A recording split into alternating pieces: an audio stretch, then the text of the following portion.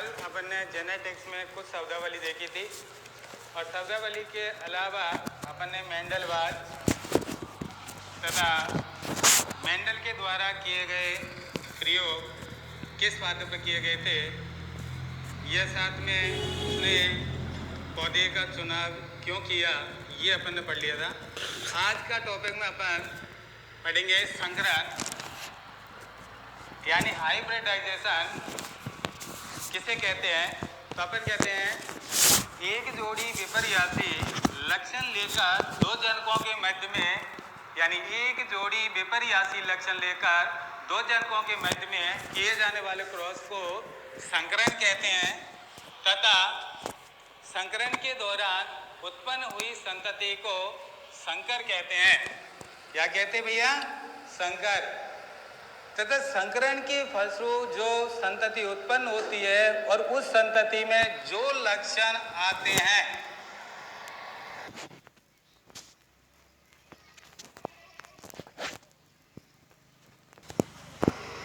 संतति में जो लक्षण आते हैं उन्हें कहते हैं संकर ओज। कभी कभी एग्जाम में आपसे संकर ओज की परिभाषा भी पूछ ली जाती है, तो आपको ये याद होना चाहिए कि संकर ओज किसे कहते हैं। यानी संकरण के दौरान उत्पन्न हुई संतति में जो लक्षण आते हैं उन्हें संकर ओज कहते हैं। अब संकलन के दौरान जैसे मान लीजिए अपन कहते हैं नर गधा मादा गधा की मध्य में जब क्रॉस करवाया जाता है तो खच्चर प्राप्त होता है और खच्चर एक कैसा है? संकर। क्यों? क्योंकि घोड़ा में तेज दौड़ने का गुण पाया जाता है लेकिन वो अधिक बोझा ढोने में असमर्थ होता है। ये घोड़ा अधिक बोझा ढोना में असमर्थ होता है, जबकि गधा एक ऐसा प्राणी है जो तेज नहीं चल पाता है मगर बोझा अपने हिसाब से काफी ले जाता है। अतः इस संकरण विधि का उपयोग करके और नर घोड़ा मादा गधा का क्रॉस करवाकर खच्चर प्रजाति उत्पन्न की जाती है और ये खच्चर प्रजाति में इस खच्चर प्रजाति में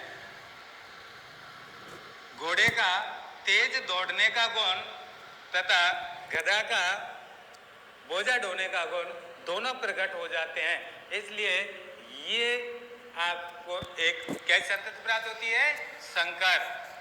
और इसलिए खच्चर का उपयोग पहाड़ी वाले क्षेत्रों में बोझा ढोने में उपयोग किया जाता है। तो आपको याद होना चाहिए संकरण किसे कहते हैं। इसके बाद संकरण के प्रकार। संकरण के प्रकार कई होते हैं जिनमें से अपन कुछ देखते हैं। एकल संकर संकरण। कौन सा? यानी अपन कह देंगे संकरण के प्रकार। पहला है एकल संकर संकरण।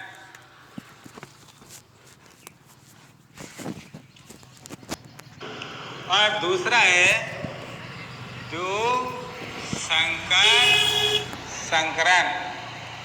वैसे त्रिसंकरण भी है, बहुसंकरण भी है। इन चारों की डेफिनेशन देखिए। एकल संकर संकरण यानी एक जोड़ी, याद रखे, एक जोड़ी में कितने लक्षण आएंगे आपको? दो। यानी हमेशा दो को एक जोड़ी माना जाता है। यानी एक जोड़ी लक्षण लेकर दो जनकों के मध्य में किए जाने वाले क्रॉस को एकल संकर संकरण कहते हैं। एक जोड़ी का मतलब है जैसे मान लीजिए अपन मान लेते हैं मटर का लंबा पौधा और दूसरा ले लेते हैं अपन बौना पौधा। अब एक तो लंबा है और एक बौना है, कुल मिलाकर कितने जोड़ी हो गए? एक जोड़ी। लंबे पौधे के जीन को कैपिटल टी से व्यक्त किया जाता है और बौने को स्मॉल टी से व्यक्त किया जाता है। ये लंबे वाला प्रभावी होता है और ये अप्रभावी होता है। मैंने आपको पिछले एपिसोड में बताया था कि प्रभावी लक्षण और अप्रभावी लक्षण किसे कहते हैं। मैंने ऐसे कहा था कि वे लक्षण जो एपन पीढ़ी में अव्यक्त हो जाते हैं यानी प्रकट हो जाते हैं उन्हें कह देंगे प्रभावी लक्षण, और जो एपन पीढ़ी में अव्यक्त नहीं हो पाते हैं उन्हें कह देंगे अप्रभावी लक्षण।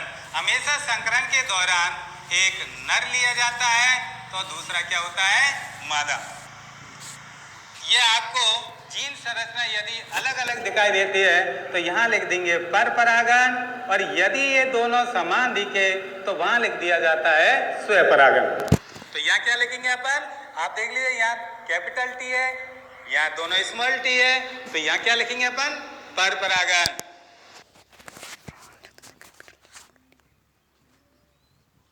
युग्मक जनन होता है तो उस समय अर्धसूत्री विभाजन होता है और अर्धसूत्री विभाजन के दौरान युग्मकों का निर्माण हो जाता है। ये है आपके युग्मक। इनको आप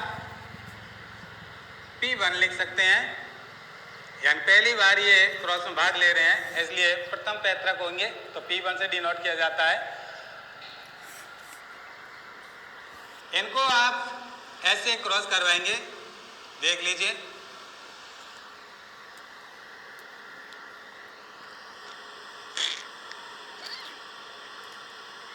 ये वाला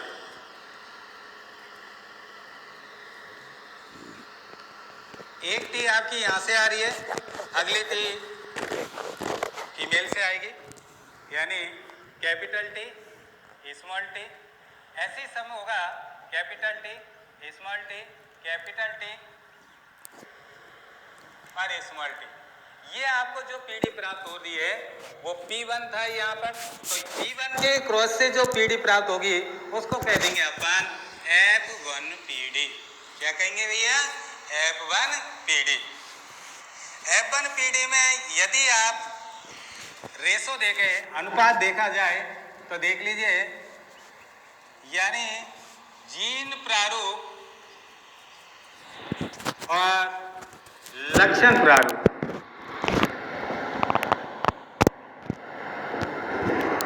यहाँ पर ये दोनों ही, यानी जीन प्रारूप, मैंने आपको डेफिनेशन में कहा था कि किसी भी संतति या सजीवों की जीन संरचना के आधार पर निकाला गया प्रारूप जीन प्रारूप कहलाता है। यानी जीन संरचना, हम इनमें देखेंगे हमको कितनी संतति मिली थी, 1 2 3 और 4, चारों की जीन संरचना देखिए और उन जीन संरचना के आधार पर ही यहाँ पर अपन अनुपात लिखेंगे। तो देखिए चारों में से प्रत्येक में एक कैपिटल टी पाई गई है और एक प्रत्येक में स्मॉल टी, अर्थात कुल मिलाकर ये कहे हम कि चारों की जीन संरचना एक जैसी है, अर्थात जीन प्रारूप प्राप्त होता है हमारा 4:0।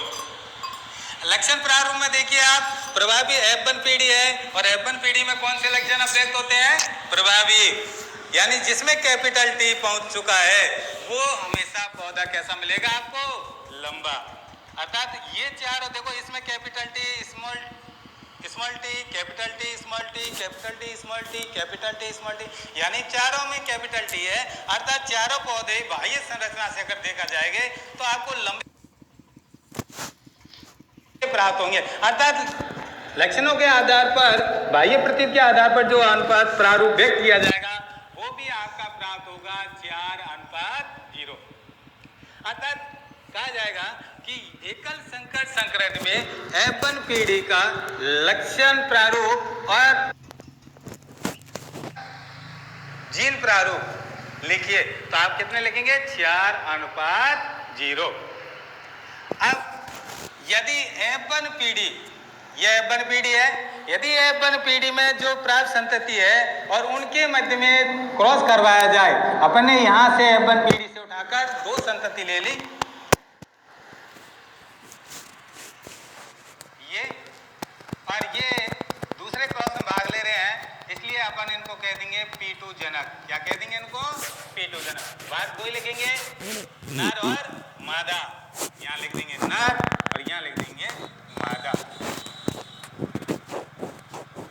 अब देखिए यहाँ मैंने उस समय आपको बताया था भी, यहाँ जीन संरचना आधार देखकर और आप ये व्यक्त कर सकते हैं कि यहाँ स्वपरागन संपन्न हो रहा है या परपरागन। तो यहाँ देखिए आप, यहाँ capital T small T, capital T small T, यानी दोनों की जीन संरचना कैसी है? समान। अर्थात कौन सा परागन होगा?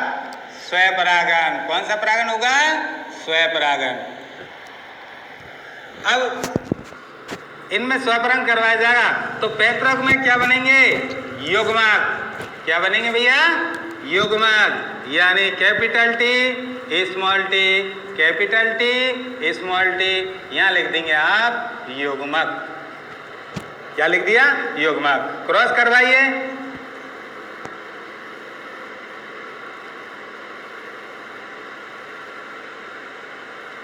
इस टी का इस टी से, इस टी का स्मॉल टी से, स्मॉल टी का कैपिटल टी से और स्मॉल टी का स्मॉल टी से। यहाँ जैसे तीर है आपकी उसी के हिसाब से आप लिख दीजिए capital T small T, capital T, यहाँ से capital T small T, capital T small T. देखो कैपिटल टी यहाँ से आ गया, स्मॉल ये आ गई, स्मॉल ये आ गई, कैपिटल ये आ गया। और यहाँ पर देखिए आप चौथे में दोनों ही कैसी टी प्राप्त होती है? स्मॉल। अर्थात कौन सी? P2 जनकों के मध्य में क्रॉस करवाने के फलस्वरूप उत्पन्न हुई पीढ़ी को F2 पीढ़ी कहते हैं और P1 जनकों के मध्य में क्रॉस करवाने के दौरान उत्पन्न संतति को F1 पीढ़ी कहते हैं। ये अपन की शब्दावली में आती है F1 पीढ़ी, F2 पीढ़ी, प्रभावी लक्षण, अप्रभावी लक्षण। तो यहाँ लिख देंगे अपन F2 पीढ़ी। अब F2 कहा जाता है कि एकल संकर संकरण के दौरान उत्पन्न हुई F2 पीढ़ी में जीन प्रारूप, कौन सा प्रारूप? जीन प्रारूप और लक्षण प्रारूप लिखिए। कभी ध्यान रखें ये हिंदी है, कभी कभी ऐसा आ जाएगा जीनोटाइप और फिनोटाइप, तो आपको अंग्रेजी टर्म भी याद रखनी है। तब गिनिए, पहले जीन प्रारूप निकालेंगे या लक्षण प्रारूप? जीन प्रारूप। तो जीन प्रारूप देखिए, देखो यहाँ इन चारों संततियों में से जीन संरचना देखिए। क्या आपको ऐसा कोई संतति दिखाई दे रहा है जिसमें दोनों कैपिटल टी है? देखो ये दोनों कैपिटल टी है, इन तीनों में दोनों कैपिटल टी नहीं है। अर्थात जीन प्रारूप में एक पौधा शुद्ध लंबा प्राप्त होता है। ये दोनों पौधों की जीन संरचना एक जैसी है, एक कैपिटल टी है, एक स्मॉल टी। इसमें एक कैपिटल टी है, एक स्मॉल टी, अर्थात इसमें अनुपात अशुद्ध लंबे कितने प्राप्त हुए भैया? 2। अर्थात तीसरा देखिए आप, ये दोनों स्मॉल टी है, अर्थात शुद्ध बोना है और शुद्ध बोना कितने प्राप्त हुए?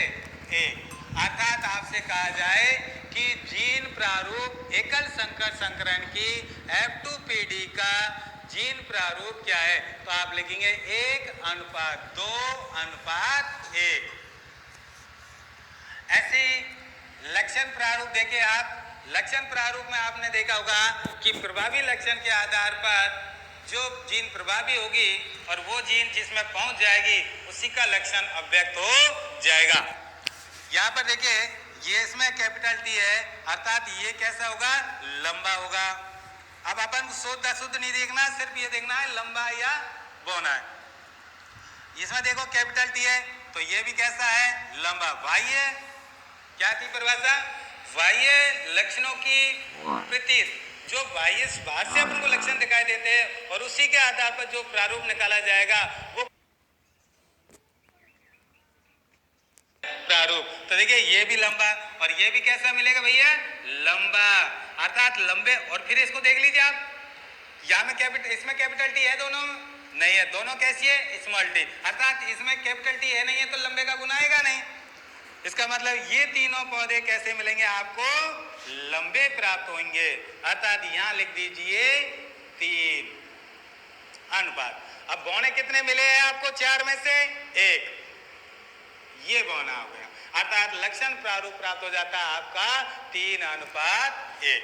अतः इस प्रकार से एकल संकर संकरण की परिभाषा, एकल संकर संकरण का निरूपण, ये दोनों रेखीय निरूपण आपको करना होगा और जीन प्रारूप और लक्षण प्रारूप आपका निकल रहा है।